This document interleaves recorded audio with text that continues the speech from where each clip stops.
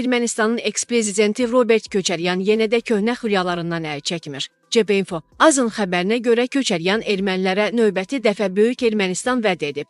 Bu barədə o 9 may Alman faşizmi üzərində qələbənin 80 illiyi münasibətilə xalqa ünvanladığı təbrik məktubunda qeyd edib. Əziz həmvətənlər, mən əminəm ki, şanlı qələbələrimizin və ağır itkilərimizin dərsləri bizə güc verəcək və biz birlikdə daha böyük və daha dinc Ermənistan quracağıq, deyə Köçəryan əlavə edib. Göründüyü kimi 2020-ci il 2-ci Qarabağ müharibəsində və 2023-cü il antiterror əməliyyatında Ermənistanın sarsıdıcı məğlubiyyətindən nəticə çıxartmayan Robert Köçəryan yenə də erməniləri dənizdən dənizə Böyük Ermənistan xəyallarına sürükləyir. Bu isə Köçəryanın hakimiyyətə qayıdarsa Azərbaycana qarşı ərazi iddiaları ilə müharibəyə başlamaq niyyətindən xəbər verir. Ancaq Köçəryan 3-cü Qarabağ müharibəsi planlarının Ermənistanın bir dövlət kimi mövcudluğuna son qoya biləcəyini nəzərə almır.